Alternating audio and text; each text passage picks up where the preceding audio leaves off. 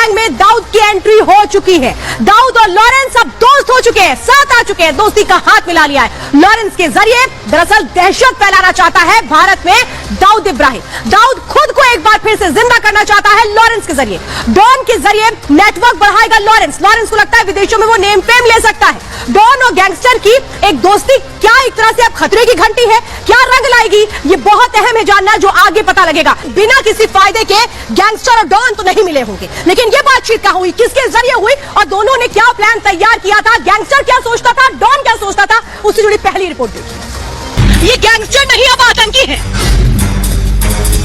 ऐसा वैसा नहीं, खूंखार आतंकी, जिसके तार खालिस्तान समर्थक के साथ जुड़े हैं, जिसके तार अंडरवर्ल्ड डॉन से जुड़े हैं, जिसके तार हथियार और ड्रग्स तस्करों के साथ जुड़े हैं। लॉरेंस के इसी काले कारनामे ने उसे आतंकी बना दिया और अब एनआईए के एक्शन से लॉरेंस के माथे पर बल पड़ गया है।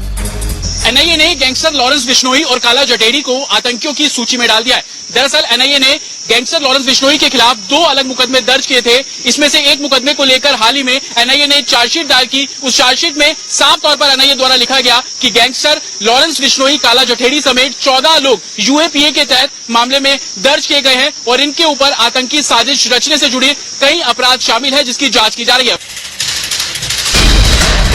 सलाखों में बंद लॉरेंस गैंगस्टर से आतंकी बन गया, लेकिन अंदर की खबर यह है कि लॉरेंस के पिता उसे आईपीएस अफसर बनता देखना चाहते थे।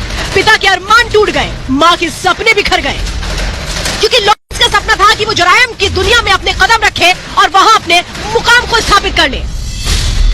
लेकिन लॉरेंस को यह नहीं पता था कि उसके काले कारनामों की दुनिया इस कदर आगे बढ़ेगी कि एक दिन उसे आतंकी घोषित कर दिया जाएगा। अंदर की खबर की इन्वेस्टिगेटिव टीम लॉरेंस की काली दुनिया को जानने की कोशिश करने पहुंची तो चौंकाने वाले खुलासे हुए। खुलासे ऐसे कि आप भी हैरान रह जाएंगे। अंदर की खबर यह है कि लॉरेंस का भाई अनमोल बिश्नोई ने डी कंपनी से मुलाकात की। अनमोल लॉरेंस बिश्नोई का कजिन है और वो काफी समय से फरार चल रहा है। पिछले साल कैलिफोर्निया में उसकी तस्वीर सामने आई, इसके बाद केनिया में उसे देखा गया। अनमोल लॉरेंस बिश्नोई के खास मकसद को पूरा करने के प्लान पर काम कर रहा था और ये प्लान था दाऊद और लॉरेंस की दोस्ती का। ऐसे में सवाल ये, दाऊद ने लॉरेंस को क्यों चुना? अंदर की खबर की इन्वेस्टिगेटिव टीम इस सवाल का जवाब जब ढूंढने निकली तो हैरान करने वाली बातें सामने आई। लॉरेंस देश का सबसे बड़ा गैंगस्टर बन चुका है। उसके गैंग में 700 से ज्यादा शूटर्स हैं। देश में लॉरेंस का सबसे बड़ा नेटवर्क है, लेकिन अब दाऊद की पकड़ भारत में ना के बराबर है, या ये कहें कि डी कंपनी का भारत में कोई गुर्गा नहीं बचा है।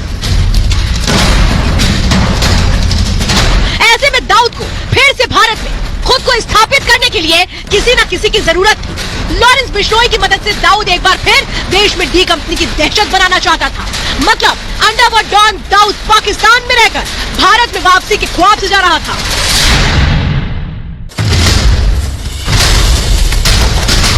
तो ये तो आपने जान लिया कि दाऊद इब्राहिम क्यों लॉरेंस बिश्नोई से दोस्ती करना चाहता था।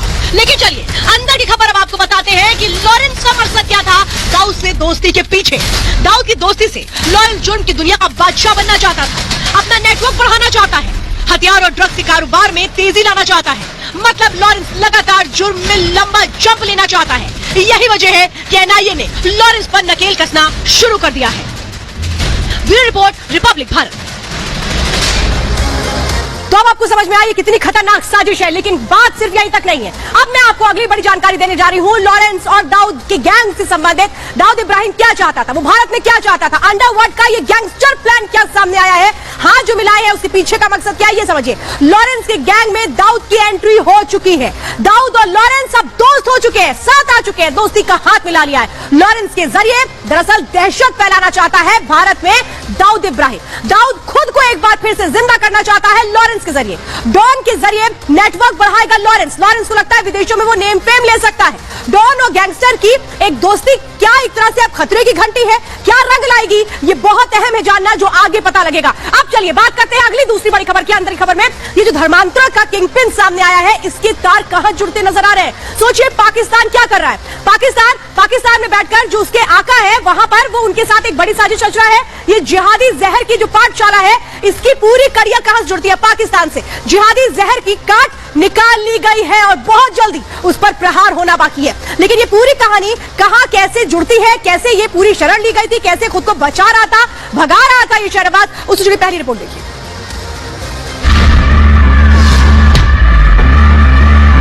देखिए, इस वक्त हम मौजूद हैं मुंबई में। अब आपको लग रहा होगा कि इस कमरे में क्या हो रहा है। बहुत एक ऐसी खूंखार साजिश को अंजाम दिया जा रहा था जो आपके होश फाख्ता कर देगी। ये शहनवाज है जो बच्चों को ऑनलाइन गेम की लत लगा रहा था। जब शहनवाज को पता लगा कि उसके खेल के बारे में पुलिस को पता लग गया है, तो उसने एक रोड मैप तैयार किया खुद को बचाने के लिए, और इसी कमरे में वो रोड मैप तैयार किया गया। लेकिन इस रोड मैप में कौन कौन सी जगह शामिल थी, चलिए जरा अंदर की खबर में मैं आपको बताती हूँ कि अगला प्लान क्या था शहनवाज। तो देखिए, इस वक्त हम जिस जगह मौजूद हैं, यहां पर क्या हो रहा है, ये जगह कहां है, ये मैं अब आपको बताती हूं। देखिए, हम जहां मौजूद हैं, ये गाजियाबाद है। यानी मुंबई से सीधे दौड़ते हुए भागते हुए कहां आता है ये शहनवाज? ये आता है गाजियाबाद में, एक कमरा लेता है, वहां रुकता है। लेकिन यहां वो आया क्यों है, ये समझिए। वो ही सोच रहा था कि पुलिस को तो उसका प्लान पता लग गया है, अब वो सरेंडर कर दे तो शायद इसी में उसकी भलाई है। सरेंडर करने के लिए यहां पर वो आता है, लेकिन उसको यहां मौका नहीं मिल पाता है। इसके बाद रोड मैप में अगली जो अंदर की खबर है वो मैं आपको बताने जा रही हूं कि वो अब आगे क्या कर रहा था, किस जगह भागने की फिराक में था। चलिए मेरे साथ। तो देखिए, अब ये जो जगह है ये आप समझ गए होंगे, ये है प्रयागराज। प्रयागराज का इलाहाबाद हाईकोर्ट है। यहीं पर आकर के शहनवाज ने सोचा